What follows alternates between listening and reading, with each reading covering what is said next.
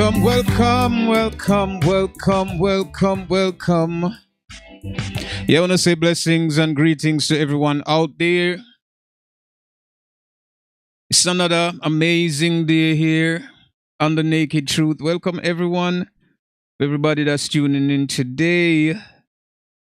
We have something very special to talk about, as usual. As usual, many very, very, very important and special information here to share with you guys on the Naked Truth. So, welcome. I can't reiterate this enough. All right. Welcome, my people. Blessings, honor, glory. All praises unto the Most High, Creator of all things. Glory and honor to the Most High. Blessings and more blessings unto the Most High. We were talking. Now we're at what? Just call it chapter 9. In kind of uncovering the truth about the Bible. We're talking about many different subjects pertaining to the Bible. Last week we were talking about not the Holy Spirit, but this week is the topic that we want to kind of get into. The Holy Spirit, the Spirit of the Truth, and those type of thing, and the misinformation that people have gotten over the years. And how they view what they think the Holy Spirit is, and how we're going to break that down today, what the Holy Spirit is, and try to get some clarity based on that, right? So we have a lot of things to talk about today, and welcome to everyone. And we're hoping that today we can go through the series, trying to uncover some truth and learn some new things at the same time, and hope we can share information back and forth with each other and try to get to the bottom of this, this information, right? That's what we're doing here today on the Naked Truth. So welcome, everyone. Greetings in the name of the Most High. Praises and all praises due unto you, O Creator of all things. And without you, we would have not been, right? So we are thankful in all our efforts, right? We are thankful to the Most High and to Him who has created us and give us this opportunity to exist within this physical planes and share these spiritual, attributes as well. And we're thankful for that. So glory be unto you, Almighty Father, as we continue in this. Last week we spoke about the Antichrist or the Antichrist, Christianity, and the falsehood. We didn't get, basically the falsehood of Christianity. I know we get into that, and a lot of people today are Christians and they don't know the origin or background of what they're, or what they believing or become a part of, right? So we talk about the Antichrist, a misinterpretation of scriptures, which a lot of people do, and how we take the scripture first. The reason why a lot of people misinterpret this book, because they don't understand the origin of it, right? And when you're going to study something, mechanics, whatever, you're going to try to figure out, okay, who were the founders, or, someone that built the first engine, right? They must have a deeper insight into what they built, because they built it, right? Now we know later on that improvements, and people will try to take something and say, okay, maybe I could improve on it with ideas. It's basically ideas, right? And ideas fit for a certain time.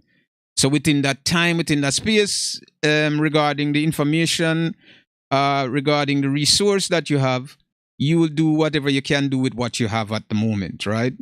So later on, you might find better ideas as time goes by, as your society become improved. Then, of course, you'll find better ways of doing things because you have, better material, better resources.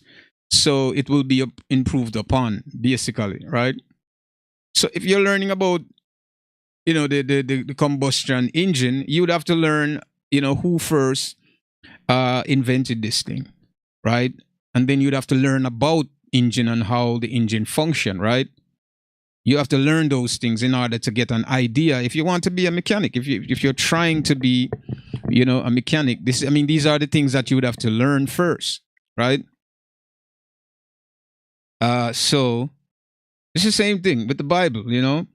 You'd have to learn where the information came from, because you have to understand, even when you read the Bible, different from being a mechanic or any other things, as I'm using those as examples.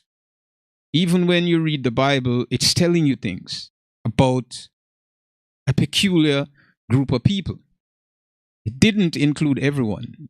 At no time whatsoever in the scripture has it include anyone else, right? So it's been talking about different groups, this group of people, which were family members, right?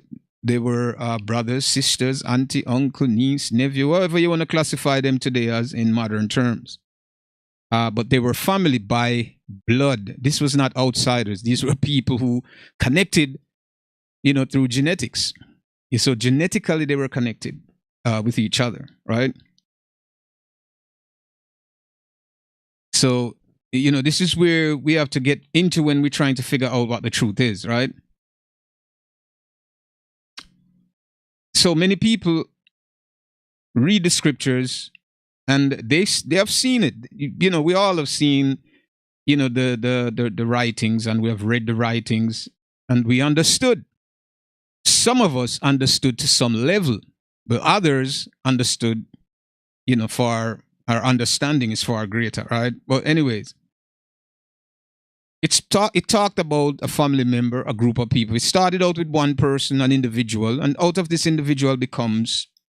It even goes to the point where it explained that, the sons of Adam, right, and how they were divided still. So it still break down the same group that were chosen, even though they're a part of something else. They become separate again. So maybe in every dispensation, every time period, the Most High selected someone, say, okay, you are going to be this. There's 3 brothers of you, but I'm choosing only one. So, it's either the Most High is working, right? Because he created every living being and everything that you know on the planet, everything that exists, he created it. So he would have known who he wanted to choose, or who he wanted to carry that, that mantle, or do whatever he wanted them to do. He made his choice. He had the right to do what he wanted to do. It's his creation, right? He could choose and do whatever. But among the creation, it would be a problem to people who didn't feel like they were accepted, as you read about Cain and Abel, right? Cain was jealous because it was Cain and Abel, but yet one was chosen out of the 2, right? Somehow Cain killed Abel because he didn't felt appreciated, or didn't feel that what he did, the Most High appreciated it according to the scriptures, right? So, we have to go through all of this. So these people that the books speak about are family members, and these people were expelled. They were taken into captivity, not just one time, many, many times, because they were given laws, they were given statutes and commandments to follow. Did they follow the laws, statutes, and commandment? Up to a certain point, they did. Was it difficult for them to follow it? No, it wasn't. And, Christian would try to taint this idea as if, they couldn't, or the law was impossible to follow. And this is modern thinking, people who, already stuck in their ways, and they don't want to change. They want to do what they do, and they want to also, that they said, you can't have your cake and eat it. How the saying go, right? So they want basically to have this and this at the same time. So they want to do their they want to have their fun, go to party, do, ungodly things, because that is the normal thing for them to do within their society, right? But serving the Most High, they want to cherry pick what they think would suitable to fit their lifestyle. So basically, they would pick this doesn't fit my lifestyle, so I should go against it, or I should change it, or say that it doesn't exist anymore. So this is basically what Christianity do, and society and people in society and these educators, have done, because the scripture doesn't fit their lifestyle. And because it doesn't fit their lifestyle, they have to make changes to it, so that it would accommodate them, right? But it doesn't work. We have seen that, right? So the Bible is telling you about a group of people and who they are and what they did. And it's their experience, all of their experience that, is written here.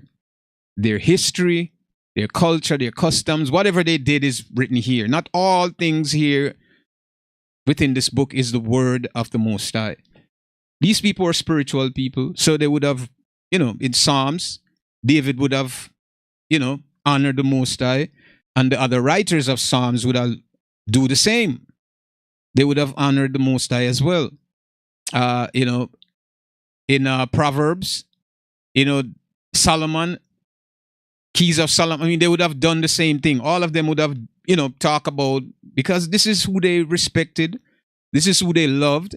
This is who they worship. They would have, these men who are deep, love and connection with the Most High would have, write things about him, like my experience, and how they love and they honor and they cherished and treasure whatever the Most High did. And they would have talked about many different things. As you read Psalms and Proverbs and these other books, you will see how these men express themselves, right?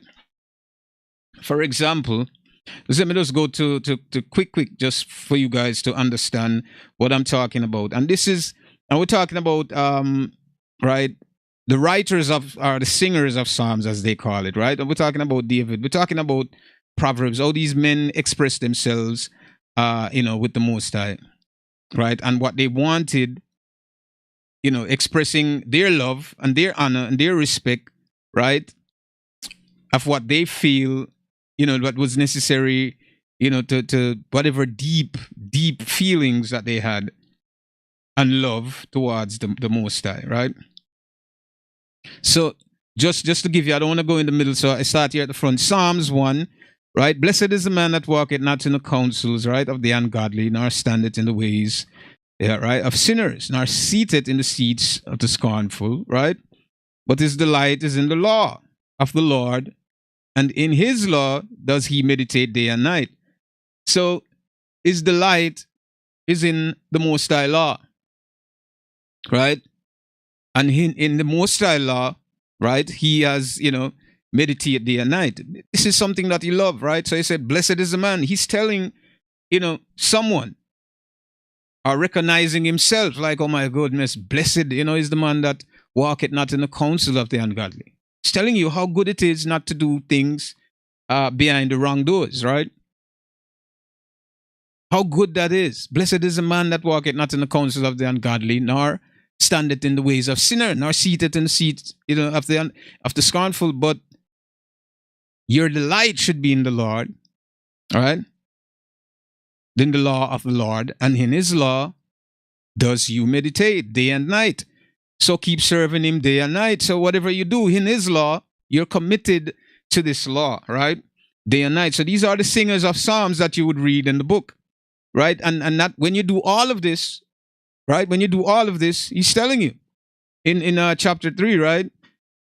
And he shall be like a tree planted by the rivers of water, right? That bringeth forth fruit, right? That bringeth forth his fruit, in his season, right? His leaves also shall not wither, whatsoever he doeth shall prosper. So basically, he's expressing to you, right? Once you live to this law, keep this law, right? He's telling you how amazing the benefits would be. You would be like a tree planted by the rivers of water that bringeth forth in his season, right? Bringeth forth fruit in his season. And not only that, your leaf will never be withered. You never grow old. You never grow weary, right?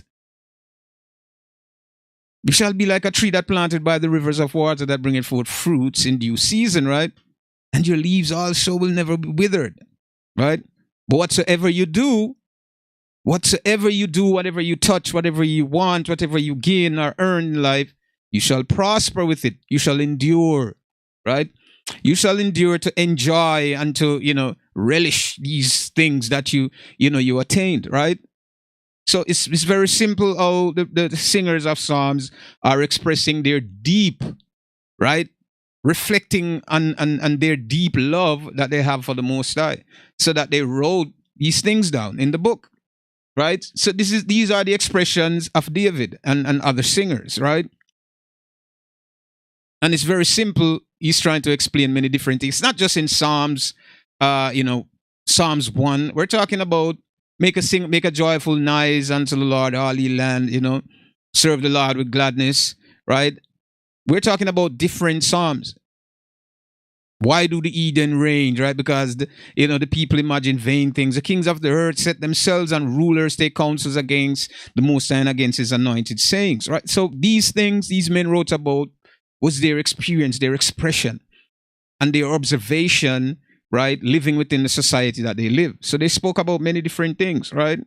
Pertaining to that. So we have the singers of Psalms, right? Who talk about their expression, their feelings. So when you understand the book, we're talking about this very book, that the volume that it's in today, which it wasn't like that before. It's very interesting to understand the background of it, right? And how these people, how they lived, how they think. And because this book wasn't, I'm using the term book now because this is what it is in this volume today here. And we have it, we learn it in modern terms that this is a book. But when you learn the ancient history, right, and know about the ancients, you know that it wasn't a book, it was scrolls, right? And these were different, people, probably cow skin or whatever skin they used to write on during those periods. So the information wasn't just one day, right? This is different periods in time where a generation lived before and they had an experience and they wrote it down on scrolls and they died and the generation inherit this information and it was stored, right? This information was kept and preserved. And these newer generation come and they would write their experience as well. All of this was, was preserved and it was, stored somewhere. And they kept this through their generations. And they would pass this information down for who were interested in the information, which was there were laws and scrolls that were written down that they should live by. There were different things, and it was their experience with conflict with different nations. If you read the book, it will tell you that they had different conflicts. So they will mention that the Hivites, the Agavites, the whatever Vites did they attack. You're talking about the Anakims and different groups of people.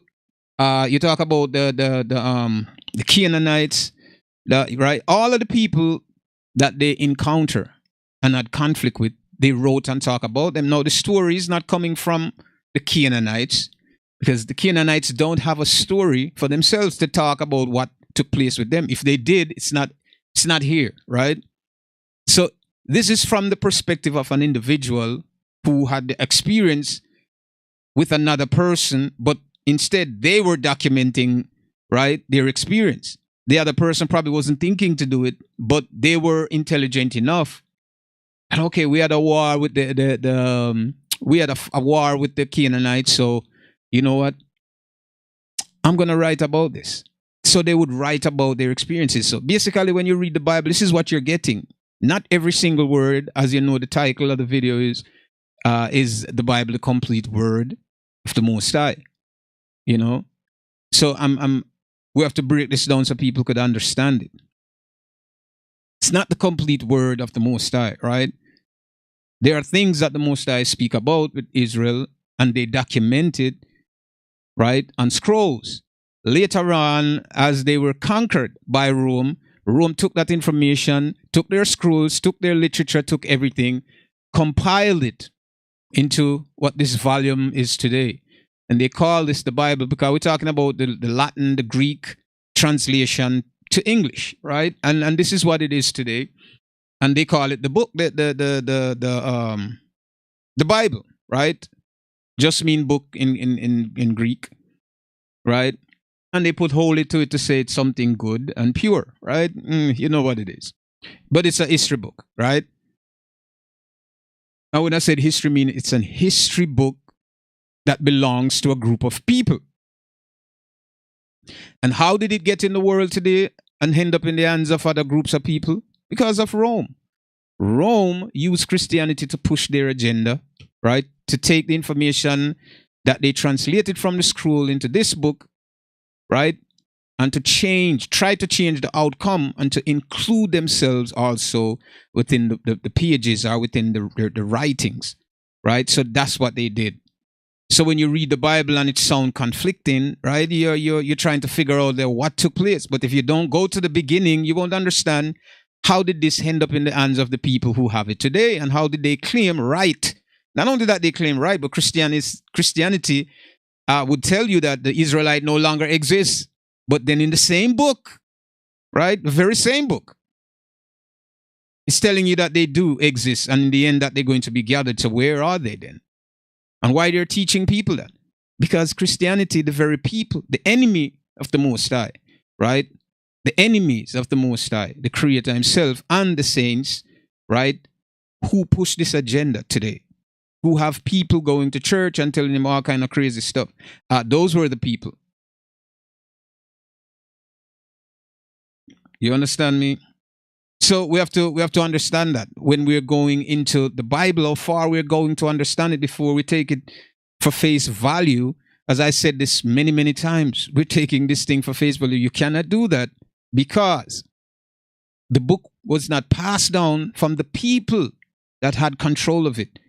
They're not the one in power today or in charge of the information anymore. It was taken, right, during a seizure, right, during conflict, during war, right? This information was taken, and it has not been returned to the people that spoke the language, right, where the information was written in. You understand what I'm saying to you? People would use these terms today because somehow Christianity tried to swindle their way into every culture and try to make every culture feel as if we're all involved in this when we're not. Just understand it for a second from an intellectual perspective, you know? The Most High, that everybody today would look around because they're familiar with some of the information here, and they also believe that they're a part of it, right? Before, nobody thought they were a part of what the information was that the Israelite had. It was their diary, was their information, right? Was their information. Nobody knew about it. Nobody cared. People heard about the conflict that they had with other nations, and they conquered the other nations. They heard about that, right? So a lot of nations around was afraid of Israel.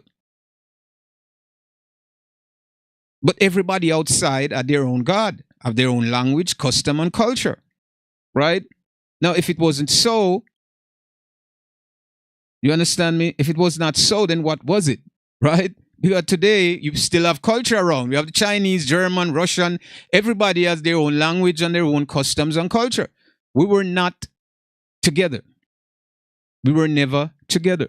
We were created and people separate and do what they wanted to do.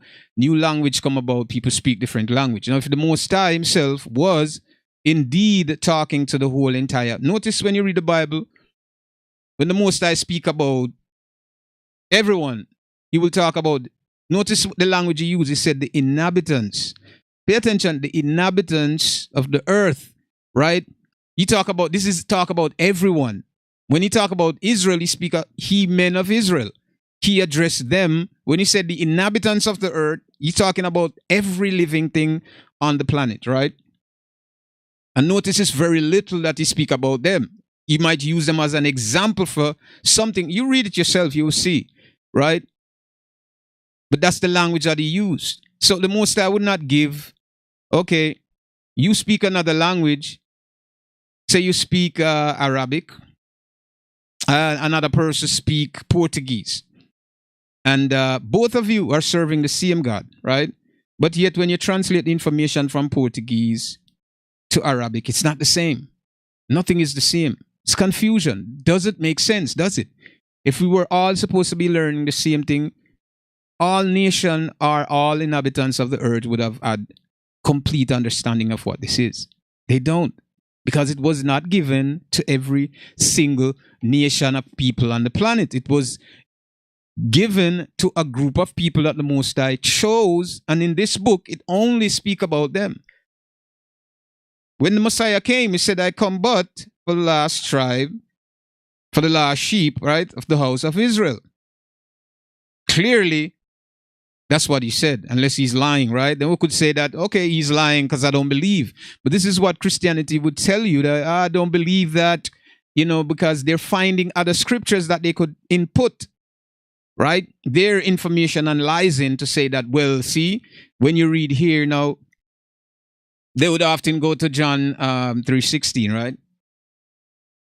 They will go to that, right? And they would tell you this. And, we know that the Pauline doctrine is more stuff where Christianity can try to tie themselves in. Why? Because the book is telling you that, you need to go out to find the Gentiles. And according to the Bible, we understood that the Gentiles that were talked about, when they first talked about Gentiles, it's the people that are non-Hebrew Israelite, people who have no connection to Israel. But just pay attention for a second. It's talking about non-Israelite or non-Hebrew Israelites, right? Now, this is where they would use and said that Paul went out to the Gentiles to go teach them what? What would Paul go out to the Gentiles to teach? But when you read other scriptures now, you're realizing who Paul went out to. The Gentiles that he went out to was who? The Israelites. The Israelites that were taken away long ago and live among the Gentiles, and the custom was not practiced anymore. Their culture died, right? And they adopted the Gentile ways, and they're living and doing the very things that Gentiles are doing, just like here in America today. For example, I don't want to use this as an example. It's real. Who they call Africans, Americans, are they from America, really? Or did they come here through the transatlantic slave trade? But they adapted the customs and the cultures of what? European. Christmas, Thanksgiving, Easter. They practice these things here, right? Even though they tell you that Easter is a day when the Messiah and Passover and the crossover, whatever they want to say, right? And they will use these things, but people who live within America practice the American, right? The American custom, right? That's what you would do. So this is how they would assimilate within that culture.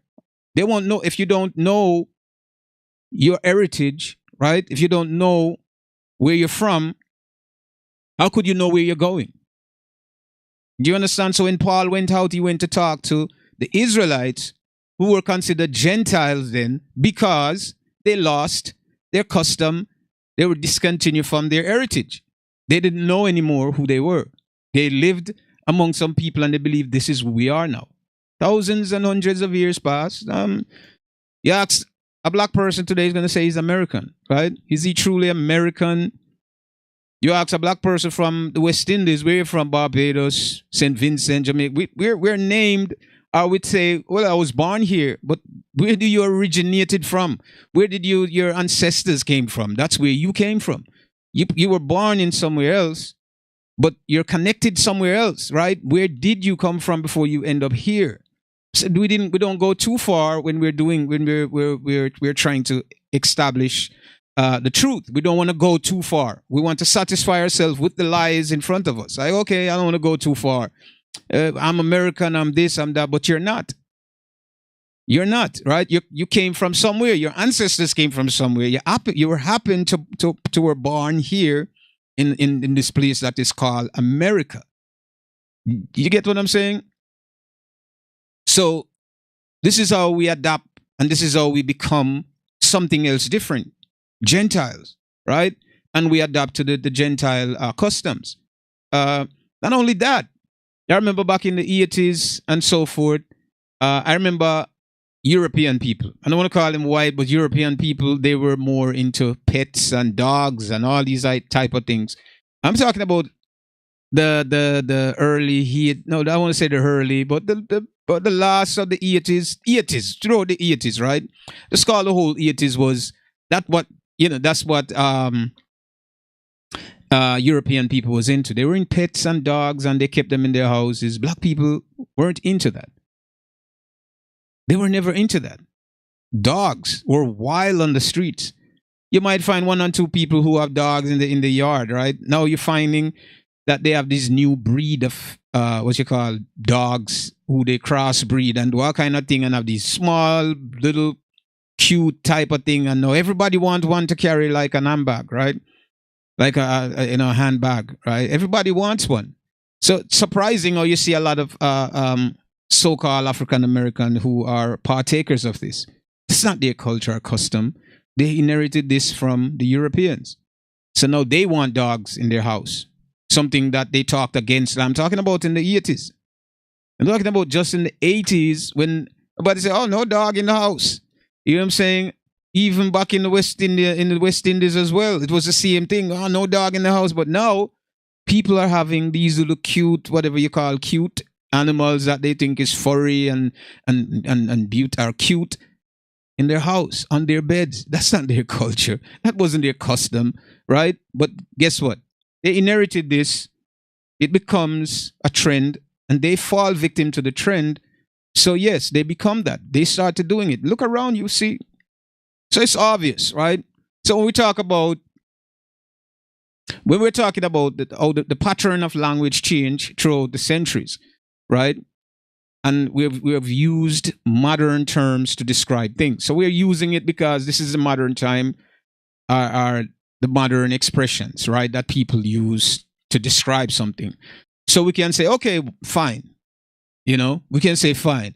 They're using this word to describe this. But so we understand what they're trying to describe with it, even though that's not the name of it, right? You know what I'm saying? Still. So when Paul went out and the word Gentile exists, I mean, there are non-Gentiles, mean that there are people who were lost, right? That's why they keep using the term lost sheep, right? Because the sheep have their shepherd. And the shepherd is who? The Messiah. That's why he told them when he came, say, I came but for the lost sheep. Even when the woman comes up to him, because her daughter, I believe, was sick, and she wanted him, and she said, oh, he said it's not right to give, the children bread to the dogs, right? And, that was, today people would look at it as a disrespect, right? But it wasn't for him. He was telling her the truth. But because of her faith and, and what she said to him, he said, okay. They were running her because she was a stranger. She wasn't them. You have to understand, these people went into captivity from the beginning. You understand me? And they will live for a period of time and then they'll go astray. It wasn't the law, is that they wanted to follow the other nation. Right? They wanted to, the other nation, what the other nations were doing was carefree. Just running around and doing anything, eating anything, you know what I'm saying? And they wanted to partake in that. They didn't want to go along with the strict rules that they had to live by, which the rules were these were the right rules that they should live by, but they didn't want to, do that. So they wanted to do what they saw the other nation doing. It's just like, as a child, your parents kept you in the house and tell you, oh, it's not good to be outside, stay inside, stay away from these things. Those are the rules of your parents. So every summer you would look through the window, right, and watch these other kids playing ball and jumping around, and you want to go out. No, you said, oh, why can't we go out to go play with these kids? It's not that you couldn't follow the rules in the house, as Christianity try to explain that, oh, they couldn't live by the rules, so that's why they were They were warned not to be around other nations. Yes, my brother. Blessed. Cool kid. Big up yourself. Yeah, So it's not that this child didn't respect the rule in the house. He know that the rule was good. He know the rules that were set in the home was good. But there's a distraction outside. And this distraction, he's seeing it. Right? He's seeing these distractions and they want to partake of this distraction. And it seems inside, imagining about it, it seems fun. They're laughing, they're bouncing balls, they're running back and forth, they're doing everything. and you're inside the house. So you want to go out. You want to go out to go enjoy what they enjoy. But see, your parents know that it's not about enjoying and doing all these things, right? But in your mind, you think that this is more for you than anything else. What your parents know, say it's not about you. You're not missing anything if you don't. You're not going to miss anything, right? Basically, if you don't get the chance to play ball, you're not going to die. If you don't get the chance to go outside for a day to see the sunlight, you're not going to die. If you don't get the chance to go to a party or do the regular things that society deemed to be good, nothing is going to happen to you. You're on the right path. Except these were the laws, statutes, commandments that you had to follow, what the Most High lay in place or puts in place, right? That's what it was. So this is how the Israelites, fall from grace. They wanted to do what the other nations were doing. So Paul in doctrine is not relating to other nation coming in. You can't. It's confusing for anyone with the intelligence to say that. You can't come into something. You weren't a part of it before. How could you be a part of it now? Besides, they don't speak the same language. We don't have the same culture or customs.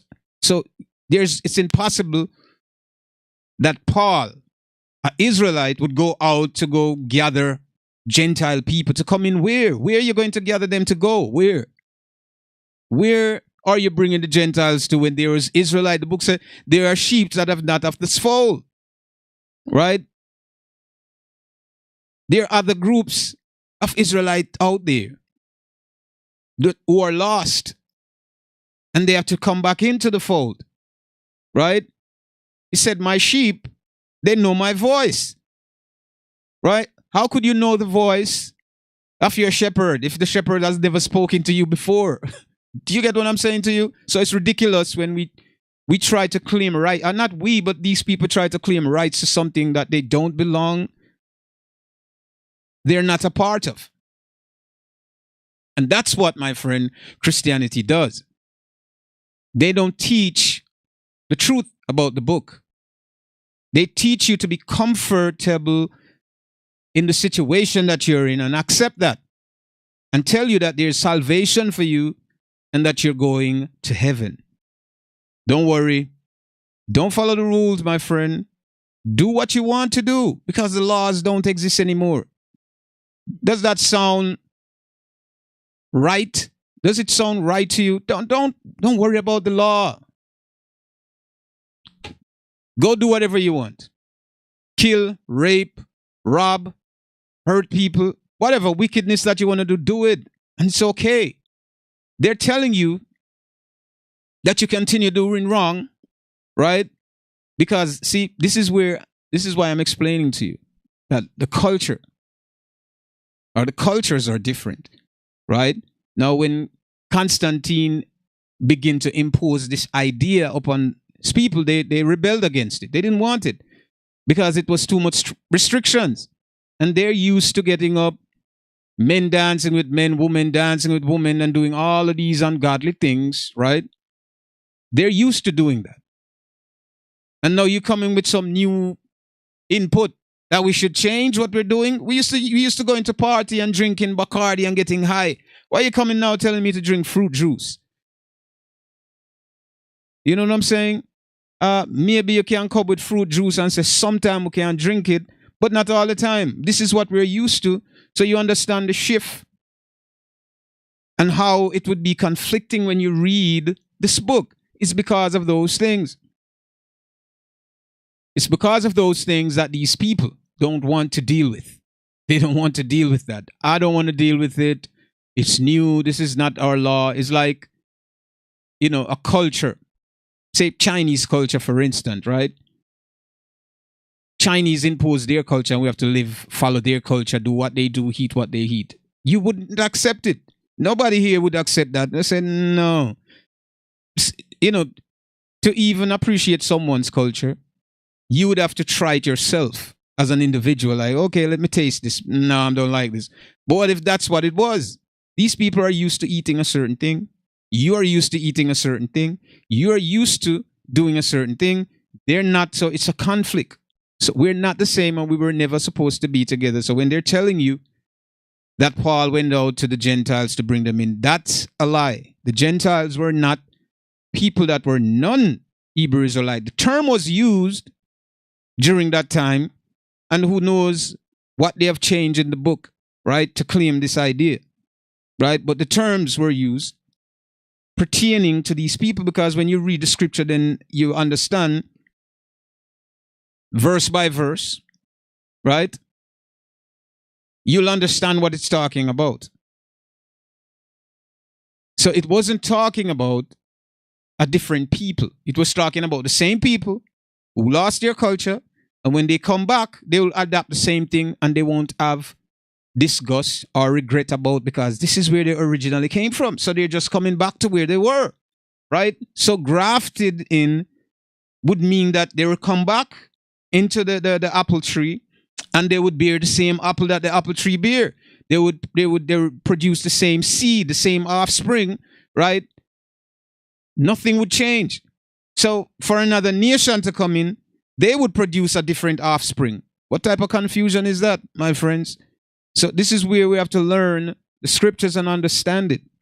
Not from the mouths of these pastors and these liars who are doing business and trying to earn money, passing around a collection basket to get money from people who don't even have anything. These are businesses, and they're profiting from you, right? And deceiving you within these institution, organization. That's what they're doing to you. How would you know, right? But when you read the book, it's telling you a whole different thing. The very things that they're telling you that, no, this is not going to happen, right? It's not going to happen. The Israelites are no longer no more, right? You understand me? But when you read Deuteronomy 6, Deuteronomy 7, verse 6, right? It tells you, right, who the Most High has chosen, right? So, let me go there, Deuteronomy, because we're going to get into this, the Holy Spirit just now. But let's just, we're trying to bring some clarity to this thing, right? So let's go to Deuteronomy, Deuteronomy 7, verse 6, right? Let's go there and read that. This is what it says. You see, when we try to input our own ideas and feelings in this book, and we want it to work because we feel like we're not a part of what it is, it's just like the boss comes into the workplace, and the boss chose one of the worker to be manager, and the other workers who don't care, like, okay, fine, I don't care. And there's probably few workers there who decide, oh, why him? Why not me? Right? And they would do all kinds of things just to behind this guy back to set him up. So the boss would dethrone him, right? And he would lose his position, right? But these are the people that have control of this. The very people who, why not me? Why couldn't be me? Read it for yourself. But yet, when you read the history and the story, it's telling a whole different thing, right? From what they're saying. Basically, so what their organization, and through their organization where they're able to deceive people, right, which are the churches, to continue perpetuate this idea that Israel, the children of Israel, is no longer, and that Christian replaced them. They're telling you that don't think that there's any Israelite anymore, as if they're trying to delay the inevitable, right? To tell you, well, okay, Israelite don't exist. So for a person to even get up one day and say, wait, I think I'm an Israelite, because of the information that is out there now, right? You wouldn't see it that way. You would think, oh, well, maybe there's no more Israelite who exist because the church support this. Not only the church, the government, the preachers, there's many different organizations that support this within the society. So therefore, it would be wrong as you are the only person who think that you're an Israelite, because Israelite don't exist no more. Yet the very manual, right, at the very foundation of their religion, right? The very foundation of their religion is based on the very information of this that lies within this book, right? And the book is not saying the things that they're saying. So they're contradicting the scriptures because they think that you don't know. It's not that you don't know. They don't want you to learn for yourselves. You need to go to church. They will tell you this, right? You got to go to church and get saved and become this. And then you have somebody dictating to you what is what and how is how and when is when. And this is not, and this is how, and this is what it's supposed to be, right? So if we go to Deuteronomy, 7, verse 6, right?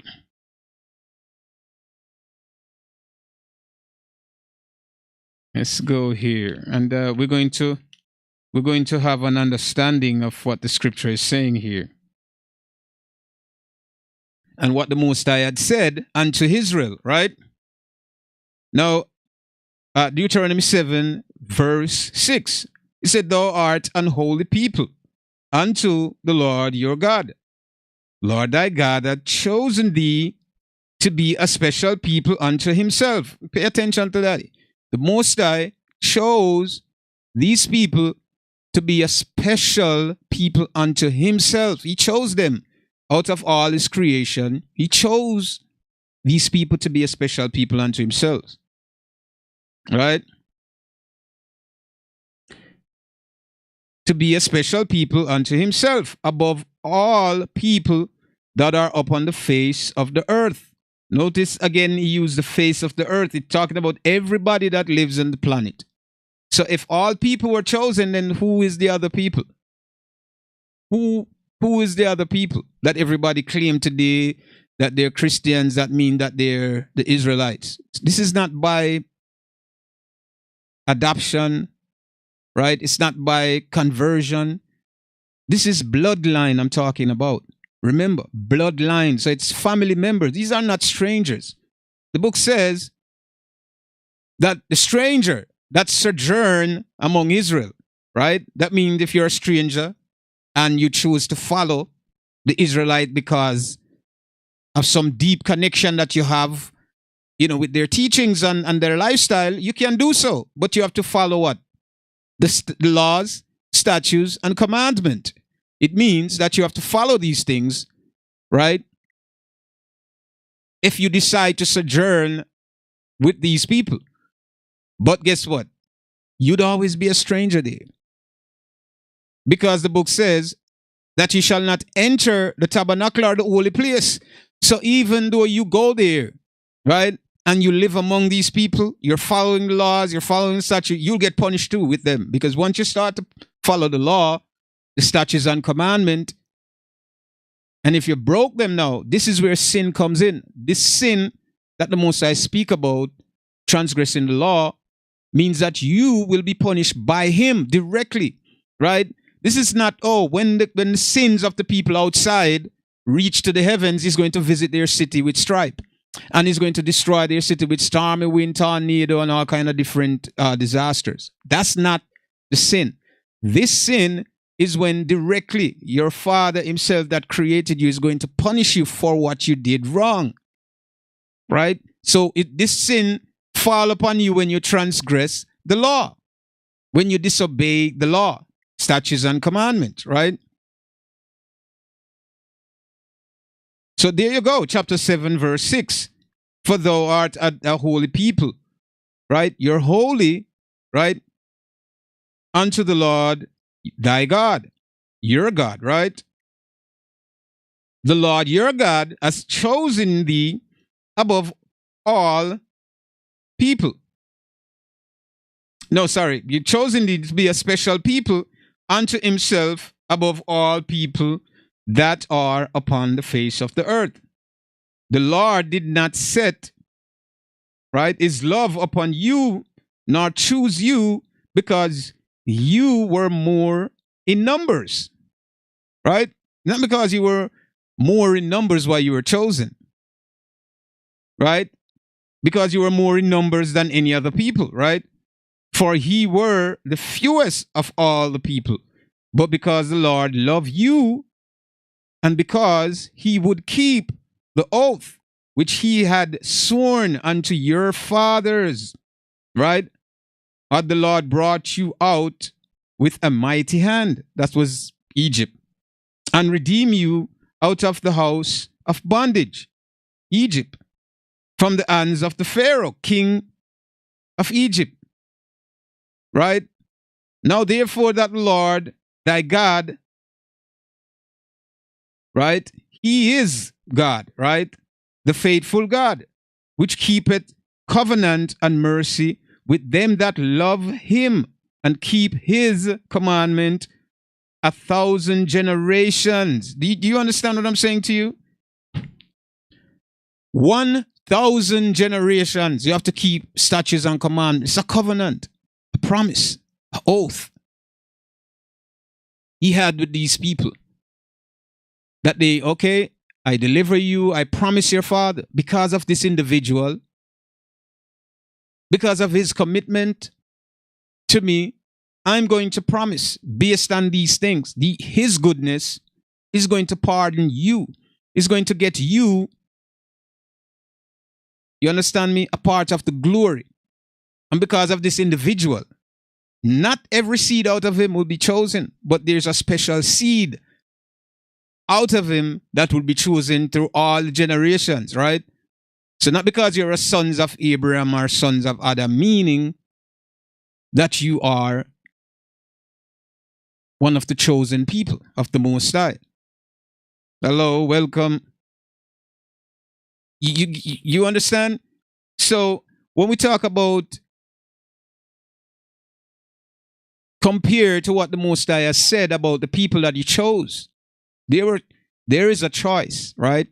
How could they teach you that there is not one when there is a choice? There was a choice. There's a distinction between two things or three or multiple things, right? And one was chosen, right?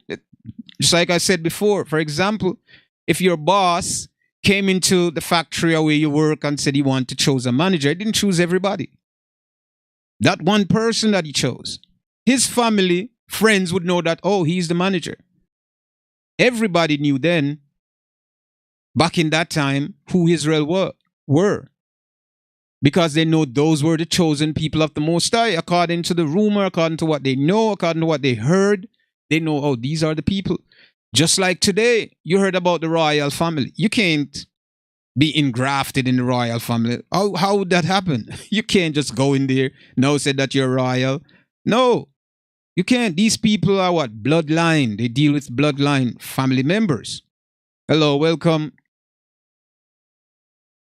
You know, they're dealing with bloodline, and this bloodline is important to them. They preserved it. They stay away from the outside commoners, right? And they keep everything within, within the palace, with their family lineage continues within their. See, a woman could go in, but a man surely cannot go in there. Do you understand? Because the seed go through the mill. So you understand how when they're telling you that people are going to be engrafted in Israel, it's impossible to do. Nobody cannot come into something that they were never a part of before. So you can't just say, oh, well, I want to be grafted into the royal family, because everybody know the royal family, right, in England. Nobody cared to graft it in there.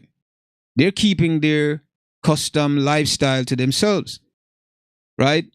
They mate with whomever they mate with in there to keep their bloodline going, right? Israel is the same thing. So people within the ancient world, they knew who Israel were.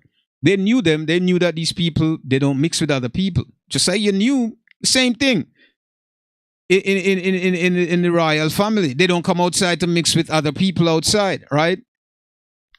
So we knew these things happen, right? So they stay to themselves.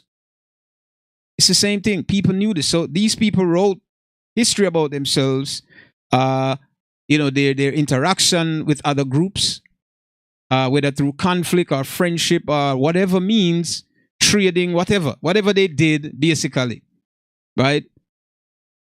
Whatever they did, they knew who they were, right? They knew it. And the book, not only that, the book explains everything. But why would pastors, right, lie to the congregation and tell them something otherwise?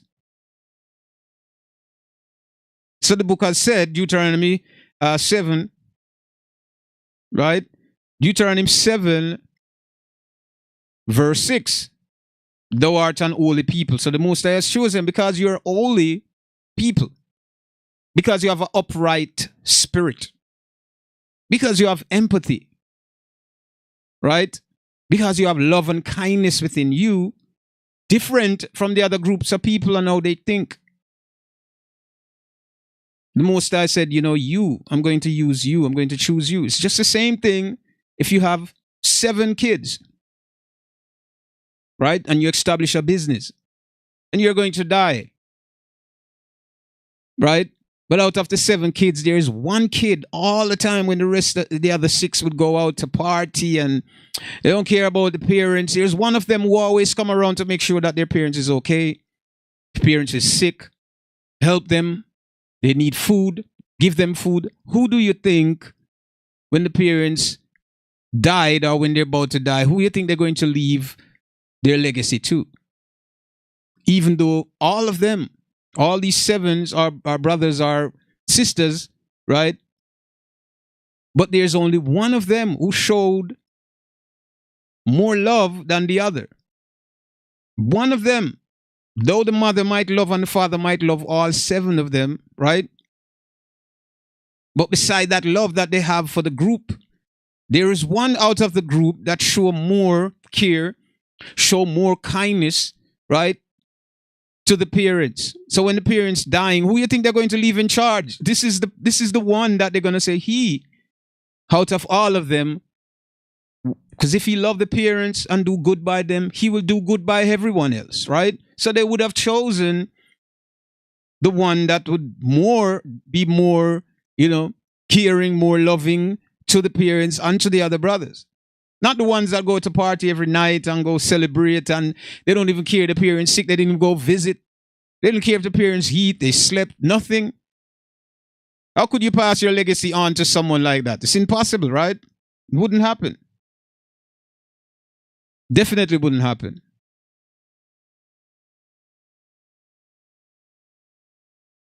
So it's the very same thing that happened in Israel. The Most High chose. Remember, it was Ishmael was the first son of Abram, right? Weren't it Ishmael? Ishmael wasn't chosen, right? In fact, he was kicked out with his mother because his mother tried to, I guess she tried to throw the idea that she got pregnant and that Sarah couldn't. And she tried to throw that in her face, like, oh, see, I could give a child and you can't. And because of that, she was kicked out, right? Even though that very child that she had was Abraham's son. It was a different woman, but that's his son still. But Ishmael wasn't chosen, right? But the Most High gave him an inheritance, right? So out of him kings and, and princes shall come, right? So this is what happens. So we have to be very careful when we read the Bible and how much indoctrination we induce from people out there who are trying to teach. You have to know what you can listen. You have to analyze things yourself. We all have this common sense, right? We all have it. Some people don't exercise it, but we do have that because most people lean on academia and think this is what makes you smart, right? It gives you, the what you call the normal. It will give you a normal place, right, in understanding. But that's not true. This is just a recipe. That's something that you're programmed with to learn, to be able to be productive within that society. So academia doesn't elevate your thinking, right? It doesn't. It doesn't. Out of academia, there are many other things outside of that. You're just learning an idea that someone comes up with and structure these information and tell you this is the standard of what you should learn. But it doesn't give you that. So many people would dwell upon academia and they would dismiss their common sense because they don't know how to use it. But these ideas that came about, someone used their common sense to put them in place, right? You get what I'm saying to you? So it's very confusing if you have to think about it, right? But academia doesn't give you, the leisure to say that I am wise or I'm in wisdom. It doesn't. I mean, those are for people who stuck within one thing and said, this is I'm just in this book to learn about what the book has to say about something. You don't even go out on your own to learn anything. So how could it be different, Yes. Thank you so much to everyone that are in the chat now. You know, so as we're talking here is we're trying to uncover because we want to get deeper into the scripture about many of the things that you learn within the churches and the lies that's been told to you and the programming, right? And I don't want to stray too far away because I want to give you this. I want to bring some clarity today. Because when you take the Bible up, I want you, the reader, to first think that this book, everything there is not completely true. You can never think that. If you think that, then you're going to be lost within the pages. You have to know the origin of things first, understand where it came from, how did it ended up in the hands of the people who have it today. This is how you're going to be able to figure out what took place.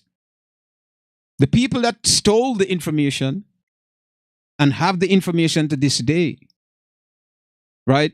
They stole it from the people that the Most High chose to be his people. But because those people, right, transgressed the law, they were kicked out of the land. These other group of people came against them because this was a part of their punishment, that another group is going to come against you. I will bring the strangers against you if you don't follow the rules that I lay down here, and they're going to take you away into captivity. This is what happened. So the enemy comes in and took the information. The enemy possessed the information today. The enemy is not going to write everything truthful in this book, because when the enemy read this book, he's not in the book. How can he put himself in the book? How can I, the conqueror, with this valuable information, this important information, how can I put myself in this book so that I can be appreciated in the pages of history? That I can say it's me who these people are talking about. How can I do that? So the very people who took the information from the Israelites, right, are the ones who push Christianity, the ones who publicize the book and call it the Bible, said it's the Bible, and they are the ones who did it. Why would you think that you were getting the right information here? It means that you need to use your common sense, my friend, and you need to read and do your due diligence. Try to figure out things. Don't just swallow because it's the normal thing that everybody say. Oh, for God so loved the world that he gave his only begotten Son. Whosoever believeth in him shall not perish but have everlasting life. Whosoever believe in him shall not perish but have everlasting life. So you just need to believe, nothing else. Don't do no work. And they will tell you, oh, the commandments, you don't have to keep them anymore. That was then. This is now. Oh, really? So somehow the Most High lied to us when he said what he said then, or he said it uncertain that we should just keep it then, but as soon as a certain amount of time pass, we should toss it aside, right? But yet the book tells you that ye shall go into Egypt again with ships, where I spake unto you, see it no more. So what's going on then? It seems that the people that the Messiah said when Jerusalem is surrounded, and that was when the Messiah was here. There was a captivity that happened that's going to happen in a certain time. Did it happen? Yes. So if these people are in captivity and Judah is scattered among the nations at the four corners of the earth, so how could the law be abolished? How could the comfort of society ignore the idea that the laws, statutes, and commandments don't exist anymore? Why? Because the Israelites are not pushing this agenda. It's the enemy outside who's pushing this. Because for them to rule and to control the Hebrew Israelite is to lie and diminish the truth. Is to keep the Israelites from finding their identity. Because once they find their identity, don't you understand what's going to happen? every time during their captivity. Once they find out who they were, start to serving the Most High, call upon his name, what happened? He delivered them out of their captivity. Every time. The same thing will happen now. It means that the other nation that are responsible for their captivity will be punished. Why would they teach you about yourself? Why would they write a standard volume of information and you think everything in there would be correct? It's foolish to think that. So you have to go back to the ground, to ground zero. Start relearning, unlearning what you've learned from them, because nothing that they taught you was true about yourself. You understand? So they wouldn't tell you that you are the children or the chosen people of the Most High. Not in any society they would have. So just think about that for a second. They would not allow, right? And I'm talking about the Hebrew Israelite of antiquity, right? They will not allow them to say, well, yeah, they are the people. Because when these people rise, right, they don't need aid from the other nations. Their rules and laws are very stringent. It's not the same as the laws that in America and in Asia and in other countries. Nope.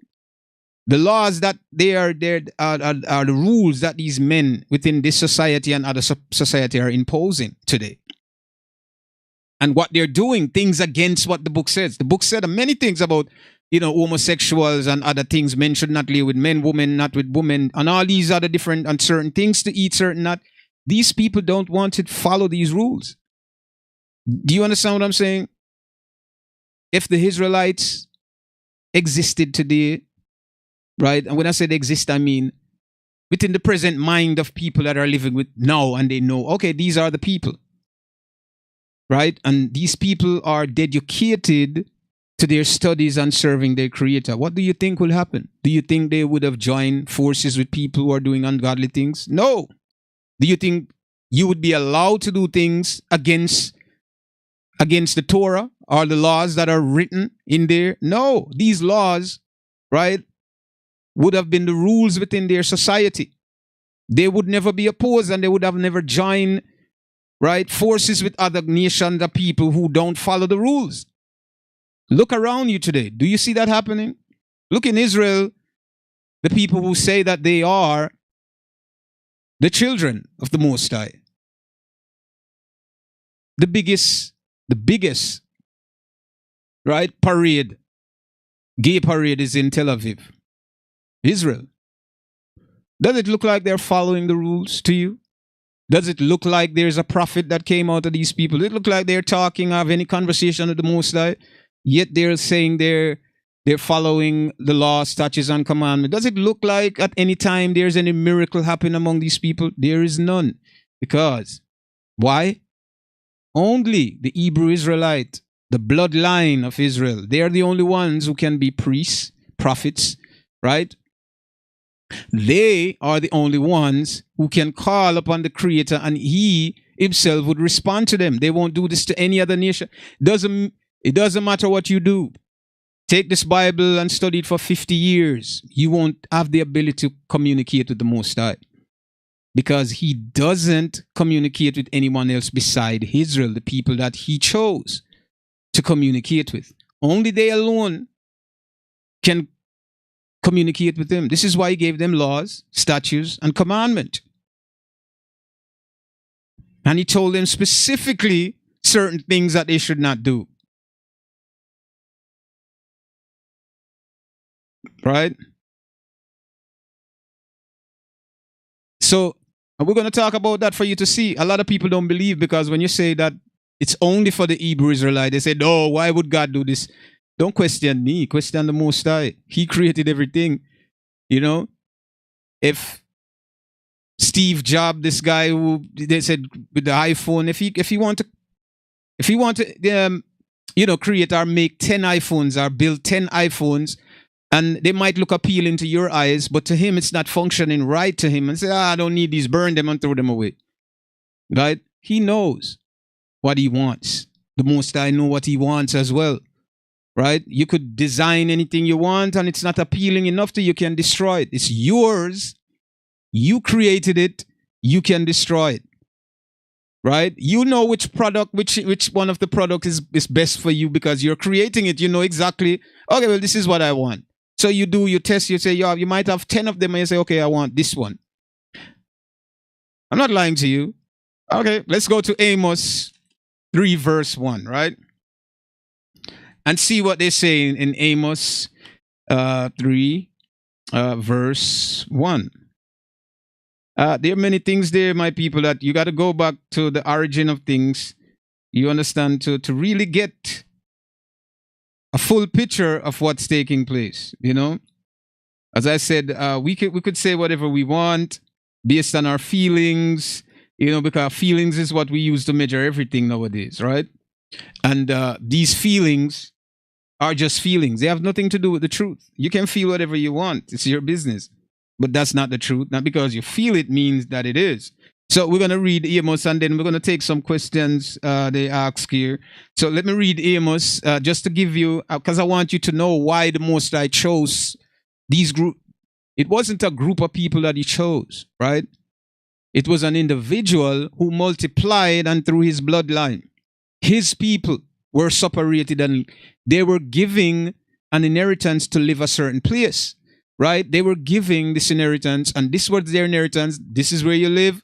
These are the laws that you follow. If you go to Leviticus, you read, you know, the dietary law, you got to eat this. I create many things, but you eat this. To maintain your holiness to me, you have to do this, right? So that you can maintain that pure and purify yourself so you can stay holy. So I, the creator in heaven, can visit you. Right?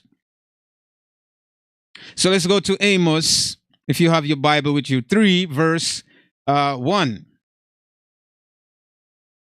Right? Okay, now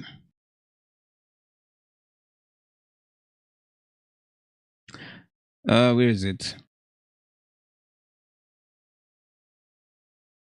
Okay, so Amos 3, verse 1, right? So hear this word that the Lord has spoken against you, O children of Israel. Right?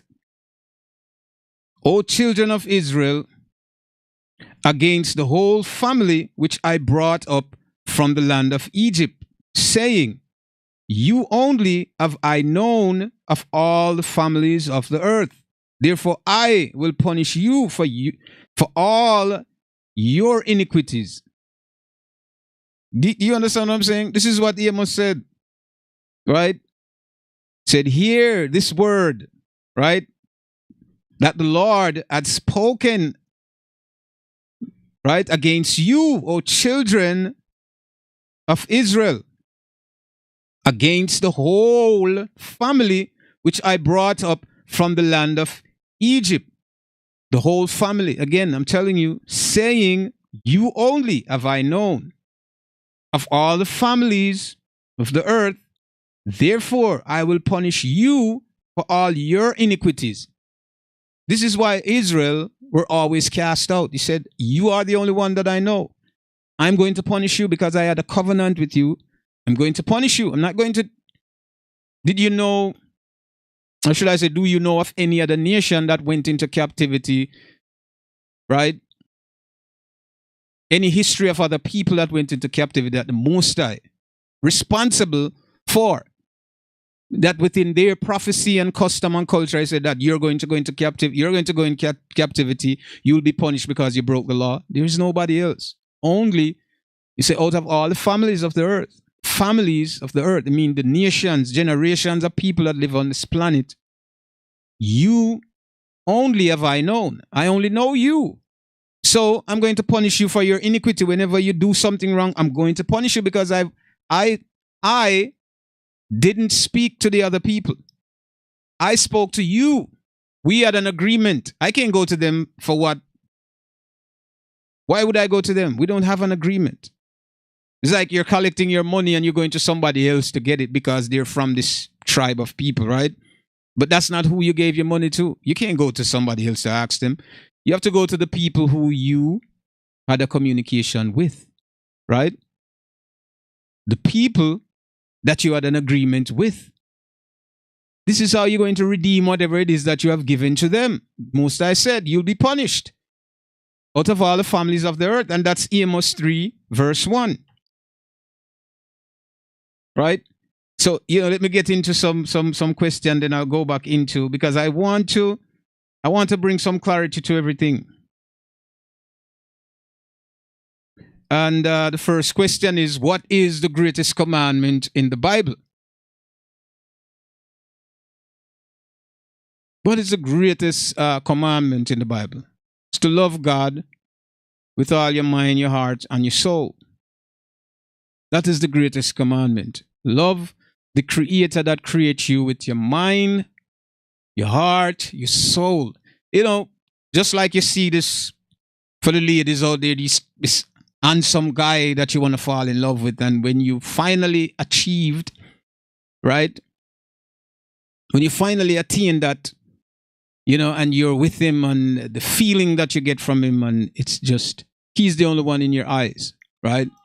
And this intense feeling that you have for him, and what you would do for him. If you say anything, you would just do it. You don't question anything.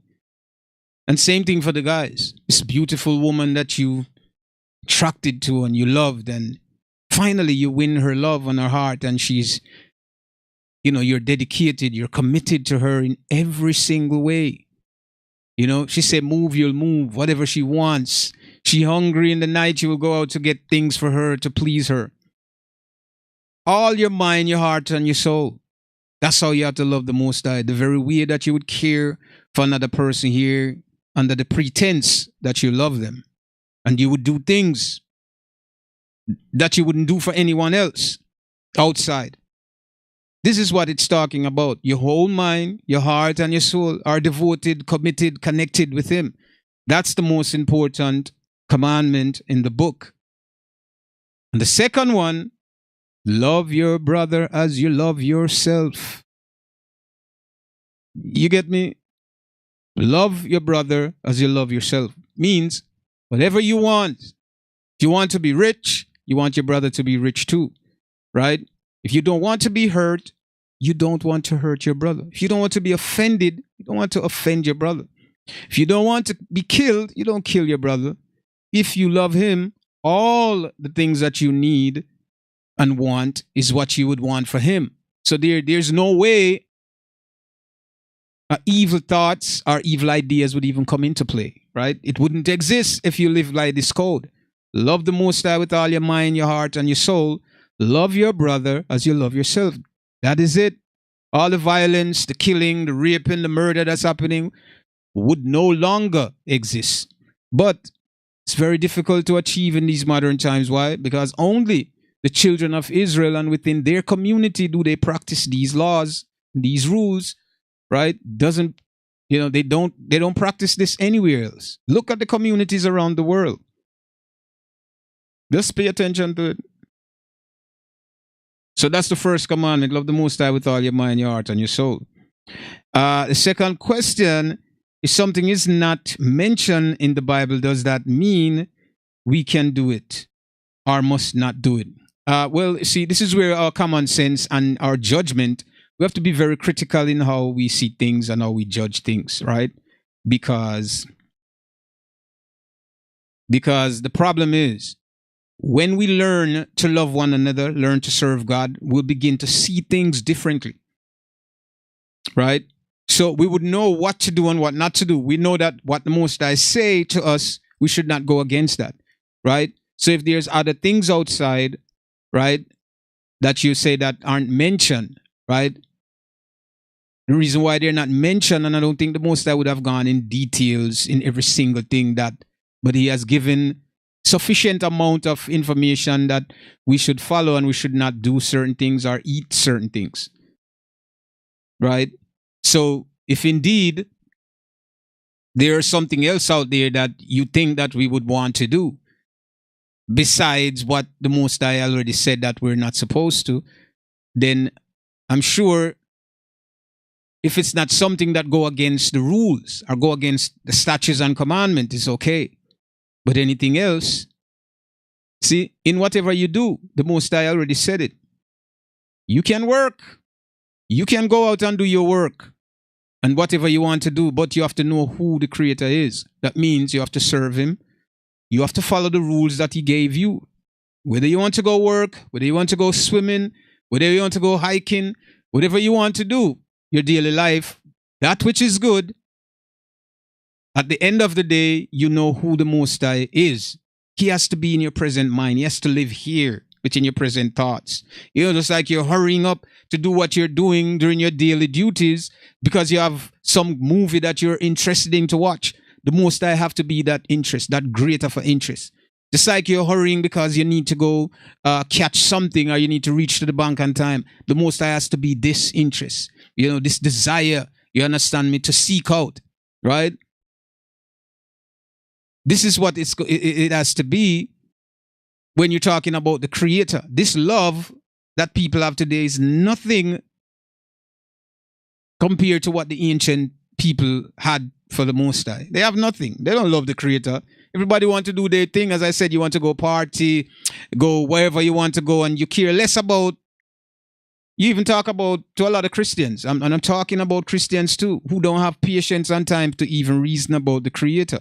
They only want to go to church because they think this place, right, when they go there, it brings salvation to them. And they're wrong. Do you understand me? They're wrong. So they will do whatever they want because that's what they were taught. Do whatever, rape, kill, cheat your brother, deceive him, lie, commit adultery, and Sunday come to church and say you forgive and then God will forgive you. This is the narrative, my brothers and sisters. And it's a very foolish one that everybody who wants to do and continue to do wickedness in the earth will promote. How could you tell someone, oh, you know what? You slap your brother, you kick him, you stab him, you do whatever wrong to him. Don't worry, it's okay. It is normal. Which holy or good person that would tell you, kill people and it's okay. It's normal for you to do it. Just ask for forgiveness later on. That's what the Christianity promotes. Do you get what I'm saying to you? So there are things that you can do outside, whatever it is, as long as it is right within the sight of the Most High. It's okay. But you have to remember who the Most High is. And you have to remember the laws, statutes, and commandments that you shall not break them. So in everything you do, you have to be reminded as you wake up in the morning and the first thing you do, because of culture and custom training, you get up, you go to the bathroom, you brush your teeth, right? These are things that you do. When you're hungry, you eat. The laws, statutes, and commandments is when you're hungry. You understand me? You have to keep them in your present mind. When you're walking in the streets, you keep your eyes appeal and open so you don't trip and stumble. You always keep these things in mind. The statutes, the laws, the commandment must be kept in the present mind throughout your daily duties. Right? So you can do those things. Okay, the third question. They said the law changed from old to new. Yeah. Very interesting question because that's what, as I said, Christianity done. And this is Rome. Rome came out with the first, what you call Bible. And the Roman, I don't want to say priest, but just call him that for just for you know, some clarification, right? So these Roman priests or pastors or whomever they are, so-called, right? They later on, you know, translate the Bible and had a copy of it. You know, now it was only Roman priests allowed to have this. The commoners or other people wouldn't. So they had certain control over these people. They didn't want the information to fall in the hands of the common people, right? So they kept it to themselves. They changed the book. They write the information there. I said from Constantine to this time, right, to modern times. And so they had the information within the book, and they said these are the books that had too many judgments and things inside. They didn't want that.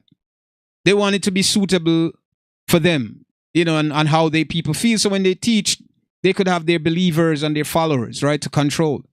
So they want them to have an easy way, to go. Like, okay, see, don't worry about anything. It's okay. You don't have to follow this. They didn't want to restrict them because these people didn't use and they would have rebelled against it. Like, what? You cannot tell me not to eat pork. I've been eating pork all my life. You're gonna tell me no? So this would cause rebellion among the what you call him, say the government or the ruler at that time. So they didn't want that. So they would try to appease the people, and this is how they try to change. And this all most of this happened during the Nicene Council. Later on, convert down and change up, right? So they wanted people to just have a comfort in doing what you always do. You used to be a blasphemer, continue doing it. You used to be a murderer, a rapist, continue doing that. And we're going to write scriptures that support what you do. But you're going to believe in us because we're telling you that you're going to be redeemed at some point. So no matter what you do, just come to us at some time. So we have control over you. That's what it was about to the Romans. Right? So the idea of new and old is nonsense. There is no New or Old Testament. These information were written on scrolls and it was passed down from generation to generation. Now we can say there are new writings to the period when this ended, right? Because we know that there's a first, there's a second, third, right? So as generation live and passed away, this information that was written further back in time, you could say that that information was old because it's written a long time ago. But to the context of where they change and write the book today, there is no such thing as a whole testament or a new one. These are series of information, history, and interaction with the Most High and prophecies and prophets. People documented that. It wasn't in volume like the Bible today. As you have verse 1, Amos 3, this, that, 4, and punctuation mark and full stop, and none of those things existed on those scrolls. So we can understand how the book was conformed, how it was changed within the context that it is today. Right? So it wasn't the same thing. It was changed. So we have to understand that, right? So when Rome had the book, and then we had King James. Now, this is where the problem came in and there was a conflict between both empire at the time, because King James wanted to translate the other books and add them to what they call Old Testament, because all of these information were the same information passed down from generation, right? Rome only take they were cherry picking what they wanted, while changing the scripture to suit their agenda, right? So they leave out books out of I would say leave scrolls or information out of how they compile, some of the information, right? So this is what happens. So now when the new information came through King James, which is the King James Version, 1611, this is where King James decided to authorize the translation of the other books that were taken out by Rome. Now, this is the conflict between the two empires. One saying, oh, no, it's wrong. They didn't want so much information to go out to the people because they want to control, their people. They didn't want to tell them certain things. They wanted the citizens to believe in Rome and to believe that Rome bring great salvation to them. Now, when this new idea comes out, this is why they kind of tarnish King James' name and say he's a homosexual, and they say all kind of thing, because it was a back and forth debate and argument between both priests or king at the time. In any ways, this is when the New Testament, they call New Testament, they name it this, but that's not, but when it's information, so the whole entire book the information is a collective, right? It's collective, right? So it's not just, there was a book written and it was finished and then another one start. No, it was different dispensation where people had different encounters and experiences and they document what they went through. So they weren't talking about, oh, well, page 35, 1986, this happened. It was nothing like that. Okay, there were laws, statutes that were given, they document that. right? It was other things that they encounter, war with other people, encounter with other people, they documented. There were things that happened in Israel that the time, even when they were going through the wilderness for the 40 years and 40 nights, and they asked for meat, they wanted chicken, and the Most High make chicken or whatever meat fall from the sky when they eat. The Most High said, okay, now that you eat and you're full, he told the other warriors, listen, kill all of them, right? And they killed like 10,000 people that day. All the fat, the one that they said they call them fat because of greed, right? He said, kill them. And all of it, 10,000 people died that day. So they wrote about it and they said, yeah, that day, 10,000 people die in Israel. So they spoke about these things, right? Because these things that happen, right, to them was, a part of their regular life or a part of their experiences. So when you read, you talk about that. So there's no such thing as New or Old Testament. The book, part of the book was translated, or some of the book was kept out. Later on, there was a king, King James, who decided that he wanted to do a translation and he wanted all information to put in his book.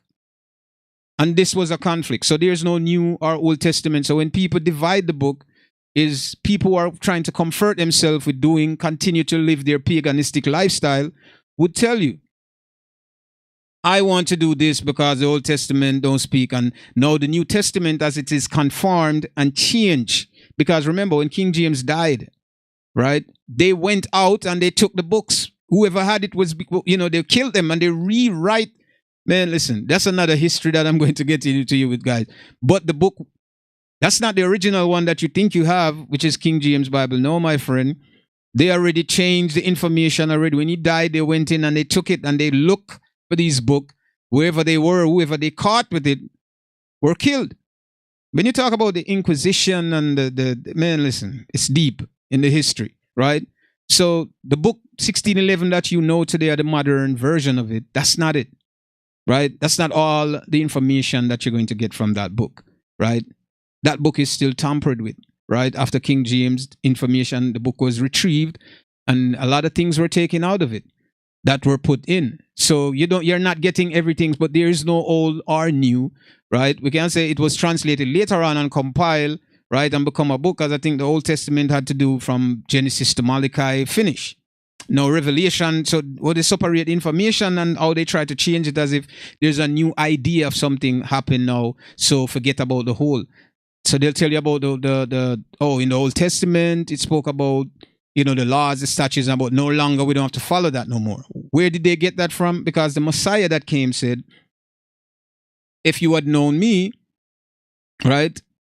He said, if you had known Moses or listened to Moses, you'd have known me, because Moses spoke about me, right? So Moses, we're talking about him, right? Of what they would call Old Testament, right? Now, he said, Moses write about me, right? So we're talking about Old Testament. When he was teaching, he was using what they call Old Testament too. So when he said, think I came to change the law, not one tit or tat shall be taken away from the law until all be fulfilled. You pay attention, my friend. Is everything been fulfilled? No. It means completion of the whole entire, right? The whole entire body of work. Prophecies, everything. It's not been fulfilled. The Messiah said, I shall go and I will come again. Does it mean that everything is fulfilled? Why is he coming again? Because nothing is fulfilled yet. He said, listen, if it wasn't so, I would not tell you. In my Father's house, there are many mansions, right? So I shall go and prepare a place and I'll come back. So is it been fulfilled? No. So he said, think one tit or tat shall be changed in the law until all, that means the law stand today. The very law that Christianity is abolishing, and all Anglo-Saxon, all of these religious people today are abolishing, say, no, the law has no effect today. Don't matter no more. Just believe in who? Jesus Christ. Who is Jesus Christ again? That's not the Messiah. That's the image that they were created. Right? That's what they call Caesar Borgia or Cesare Borgia, however you pronounce his name. This white guy, blue-eyed that you see on all the pictures who they depicted saying that that's the Messiah. That's not the Messiah. That person that you see on the picture is Jesus. Do you understand me? That's not the Messiah that came and did the body of work that you read about in the Bible. So that individual that you see, the image, that Rome that the beast push, right? That's the Antichrist. That has nothing to do with the Messiah who came, right, to save his people, Israel. So there's two different conflicting story there that you got to know about that, right? So there is no old or new. As I said, the pagan don't want to follow the rules because this is not their culture. This is not their culture. It's not their custom. They don't want to follow it. So this book had to be conformed. That's to change, to appeal or to appease the readers that are coming in, the pagan readers that are coming in. So they're looking at easy way out.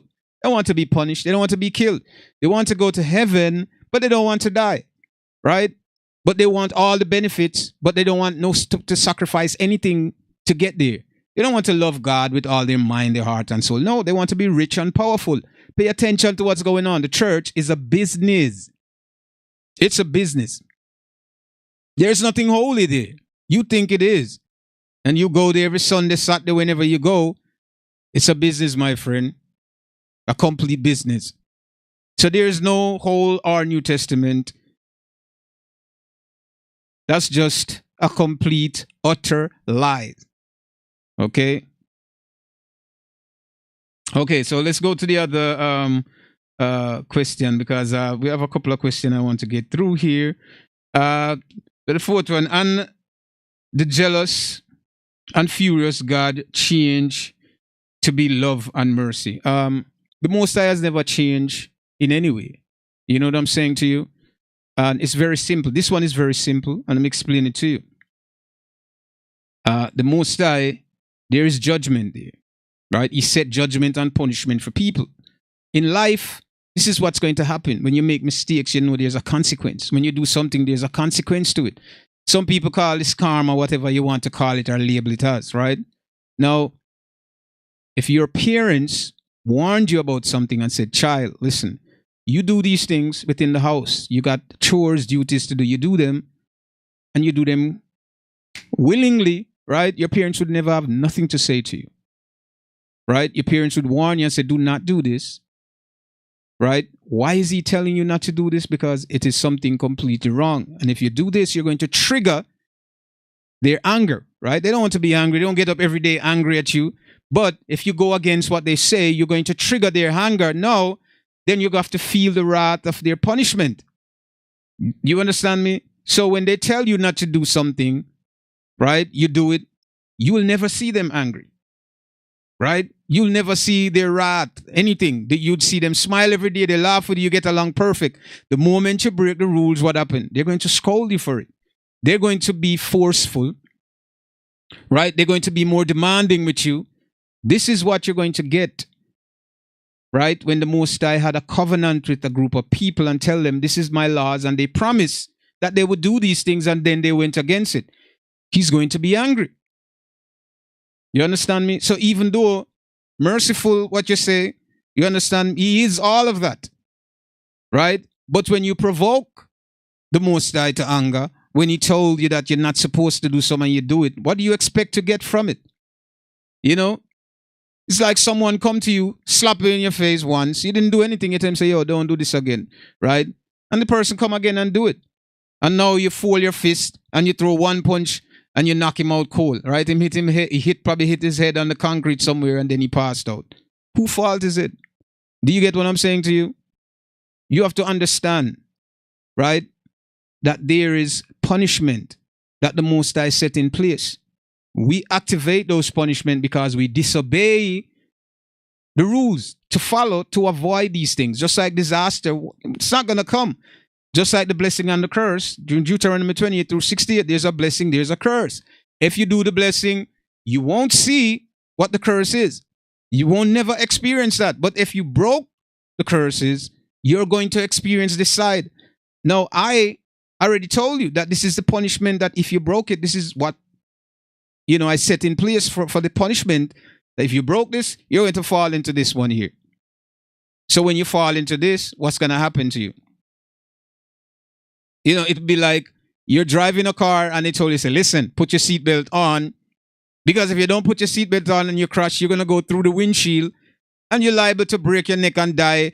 Rather, you have the seatbelt on, you might get minor injuries. You get what I'm saying to you?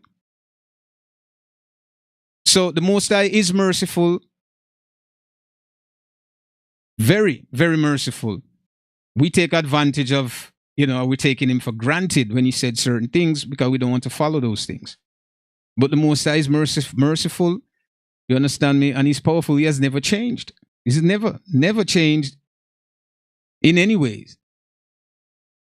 Okay. The Most High have love and he has mercy. And he also get angry the same way. Okay. Where's the other one I saw here? Okay, but why it's changed all the time? They don't say the reason. Perfect question. People would not explain, especially you have people who rise to power. And when their rise to power wasn't one, of goodness, right? Everything that surrounds their rise is bloodshed and deceit. You know what I'm saying? People kill, lost their lives, oppressed. So it's only natural for a person with wicked intent, right, to hide their wickedness. You understand?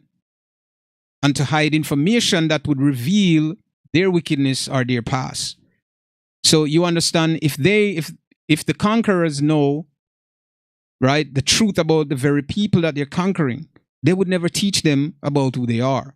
So maybe the first generation, right, which are elders, right, once they died, they would probably separate them, right, so that the kid wouldn't learn anything from the adults. So they would have a clean slate now to learn from the conquerors and their people. So now you wouldn't know. Say 2 generations past, now you completely have no idea of where you were from, what you did.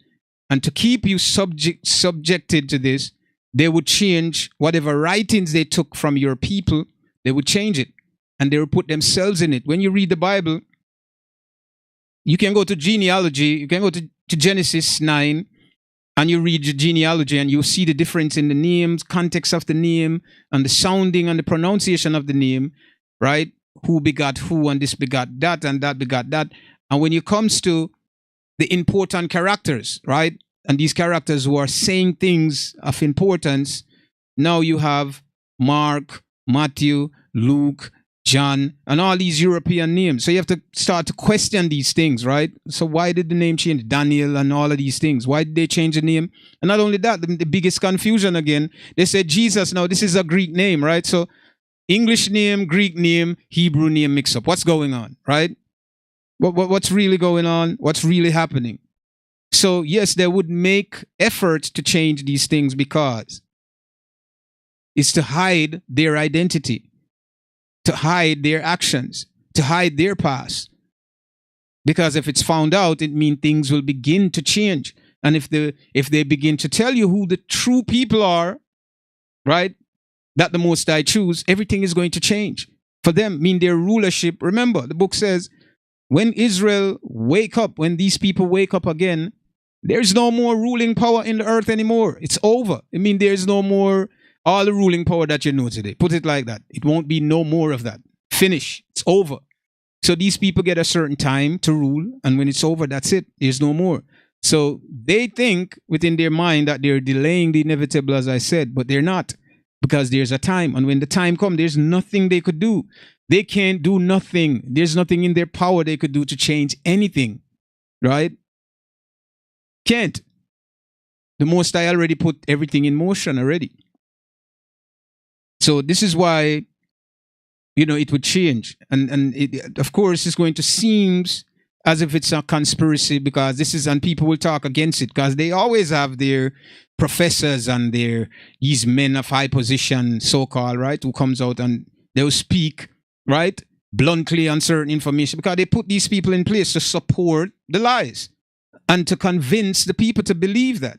So they'll come out and say, oh, we have a new finding, and you believe in science. You believe in them. You believe in the society and the rulers of the society where you live. So they could come and manipulate you with anything that is not true. And you think it is true. But if you don't use your common sense, do your research, you're not going to know. You're lost in the puzzle. You'll never know anything. You live here, you die, you don't even know the true. You understand the true meaning of what's happening around you. So yeah, All the time they you know, they're not going to say the reason, my brother. They will change based on, you know, what they want to accomplish.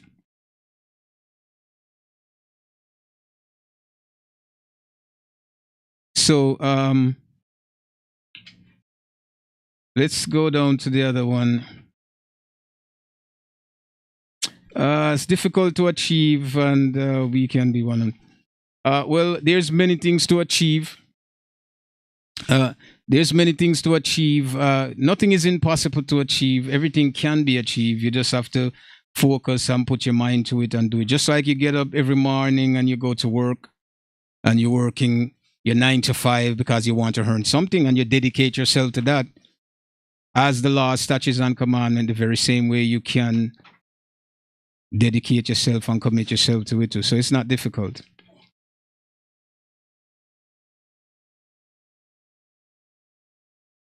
Yeah. So it's not complex, you know. Someone said, "What are those certain things?" There are many things. We talked about many things. There are many things that's happening around us in the society. We have to pay attention to them. Reading the book will give us an understanding of who the people are. Knowing the people, then we know that what to expect in the end times, because these people play an important role when it comes to, you know, the end times prophecy. So when you learn and understand who they are, then you will know. Pay attention to what's happening within the societies around you. You will understand that, you know, what's going on has nothing to do with the book. Neither the society or the people who claim to be the people of the book today, neither they are practicing the rules, the statutes, and commandments of this book, right? Neither did any of them, right, had any connection with the Most High. Of any of them spoken to the Most High? Are there any prophets that came? Because these people have never been, their culture, custom, you know, according to them, was always from the first temple or second temple, whatever. They had their information and it wasn't tampered with. You understand what I'm saying? So you have to ask yourself many questions. Why did their language change? Right? If they have never been in captivity to the point where they lost anything. And how can they not connect with their God anymore? And how can they not bring peace to the world? Because they're not the people. Why they can't call on the Creator to stop anything? Because they're not the people. Do you get what I'm saying?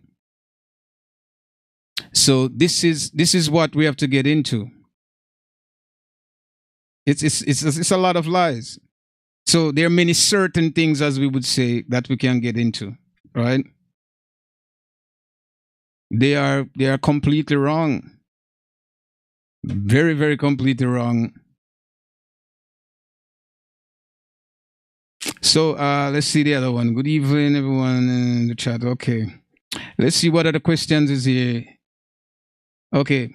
Is there anybody here who can keep 10 commandments perfectly? Yes or no? Well, of course. As I said, my brother, keeping the commandment is you waking up out your bed every morning, going out to work a 9 to 5 to earn something for yourself because you know this is what you want, right? This is why you sacrifice yourself to get up, whether it's 0 degrees outside, whether it's 90, whether it's 80 degrees, whether it's 2 degrees.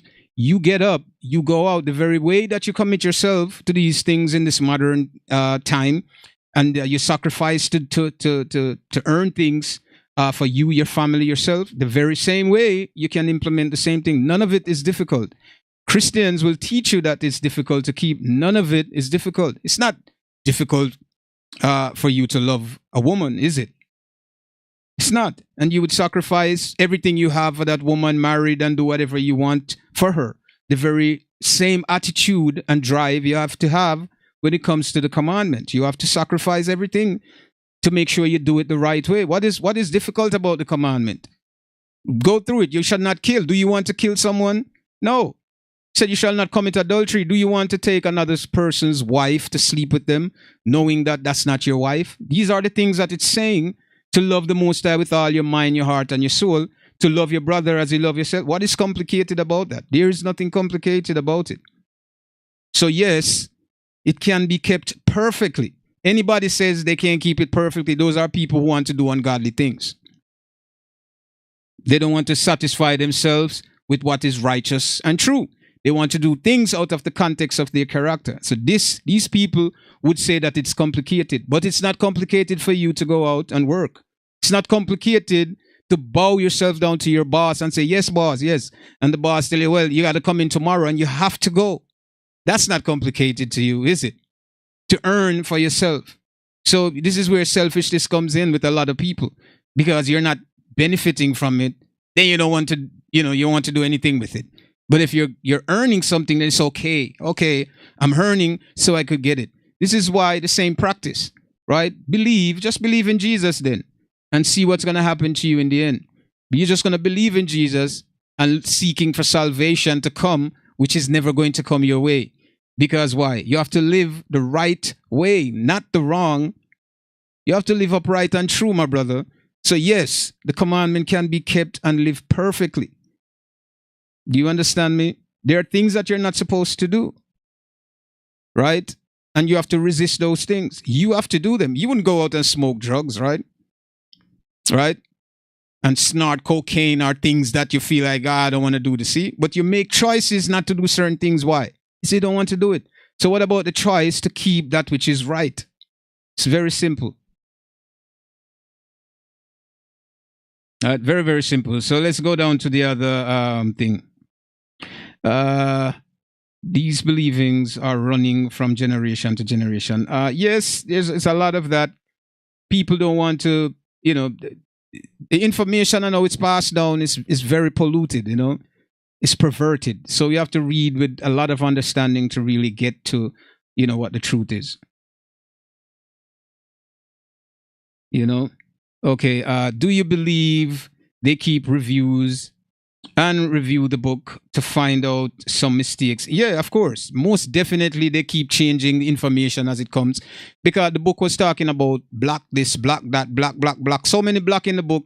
How could a book be talking about a lot of black people when it's supposed to be written by white people? And white people are supposed to be the pillar, right, of civilization, right, and the chosen people of the Most High. Why is it saying black? Why are they comparing themselves to black? So, gradually they're trying to change information. As you read it, you'll see that for yourself. If you get the Bible later, that from the earlier stage, and remember, as they're changing the information, they're taking these books off the shelves, so you can't get access to them anymore. So they're buying these books up. So you only have information of what they how they change and conform the new, the new context of that information. So you'll believe that. So most definitely they keep reviewing that they make a lot of mistake before, right? Or they didn't anticipate that people would have realized at some point. See, they weren't thinking that far, but now because they still have control, they were able to go in and change information. As you read the New Bible, they will tell you they're using different words because different words have different meanings. So we don't know, it's the same thing but different word. You don't change. Nobody write a novel from 1980 and you republish the novel changing the context of the writings, even with another word to express. You don't do that. It means that they have an agenda. Simple to know that they're liars, deceivers, blasphemers, and wicked. So yeah, they keep revising and changing that. But why there will be so many mistakes that it need to be reviewed and changed so many times? Exactly, because it doesn't pertain to them. It's like I stole something from you, right? I stole your diary. Put that as one thing. I stole your diary from you, and it's not me who write this, but it doesn't suit my lifestyle. So I'm trying to change your writings to suit my lifestyle, right? But even when the reader with intelligence read, they said, but this is not talking about this guy, but yet he's in the book, and it's confusing. This is why when you read the book, it seems confusing to a lot of people. Like, what?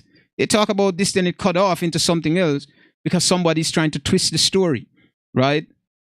So they would change what they wanted to change because it has to suit them, the conquerors, those people that the information didn't come from. Just think about it. The information is not from Europeans. It came from where? It came from the Hebrew Israelite who lived in a whole total different place. How did they, Rome, have control of this information? It's not theirs. It's not their history, right? It's not their legacy. How did they get it? Through conquest, right? That's how they got it. They stole it through murder and bloodshed. This is how they got it, and they have control of it. So now they could change as they revise and review. Okay, this doesn't sound good. Maybe we could tweak this a little bit. You read Songs of Solomon, it said, I'm black but calmly, right? Oh, we daughters of Zion, the son. And they changed the whole entire thing to make it seem as if when Solomon said he's black and calmly, that the sun has tanned him. Well, we know that's a lie. How do you come with tan now? Because tan is a modern term, right? That people use that you're in the sun and you becomes dark. No. Solomon said he's black but calmly, like the tents of Kedar. Now, if you look up the tents of Kedar and understand what they are black tents. These people always compare themselves to black things because that's who they were. This is why they use black. A white person would not be talking about something black. Why? It doesn't represent you. But these people connect themselves with things that are black. I said like the raven. Do you know what the raven is here? Is like the raven. So they're using things, but nobody questioned when he said his hair is like the raven. Dark, it's black, right? But when you talk about complexion, they find problems with it. They try to change it. Say it's what they said is milky as. If you get the new Bible now, you see I'm gonna get one and read it for you. It's the same thing. Songs of Solomon talk about I'm black but calm. You know, they say I'm milky but something else. So they're changing that. Now, if there was no problem with it, it would have remained the same. The fact that there's a problem and it speaks volume to a lot of people or to a group of people that's identifying themselves to this information, they're trying to change that. So yes, they're reviewing it and the mistakes that they made, they're changing it. And that's how it's going right now. Even the KBG version updated sometime. All of the Bibles are updated as they go along because as people become more wiser to the lies and the trickery, they're trying to change things to confuse the younger generation. You know? Yes, it's been changed and it won't stop. Okay, they had a question. What is our explanation why God allow the unclean animals to enter the ark? Listen, the Most High have animals for different reasons and purposes. Everything is not for us, right? He created animals, some of them to clean the sea, like the shrimp, the lobster. They keep the ocean clean. They eat whatever died in the bottom of the ocean. They eat that clean, keep it clean. So these animals are created for their own purpose. It's not unclean for you not to eat, but it's clean to the Most High who created it, right? Not for you to consume, but the Most High made them for their purpose and know that you should not eat this. You are chosen as a holy people to live and eat a certain way, diet-wise. So you're not supposed to consume these things that clean the ocean, all the dead and carcasses that lied in the bottom of the ocean, and the pig that eat dead body and eat other things and other animals that explain. Everything was breaking down in Leviticus. Animals with the hoofs and the things that you're not supposed to eat, and the duck that's not supposed to eat, and the eagle that's not supposed to eat, which is a family of the crow. What they eat, they clean the earth. If an animal died, they will go down and they eat and get rid of it. You understand what I'm saying to you? So it's not that the Most High mix anything clean with unclean. The animals in the Most High eyes is clean. It's unclean for us to consume some of them. So they were considered unclean to us to eat.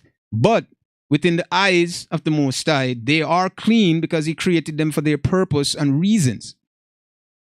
Just for us, we are not supposed to consume them. That's all it is.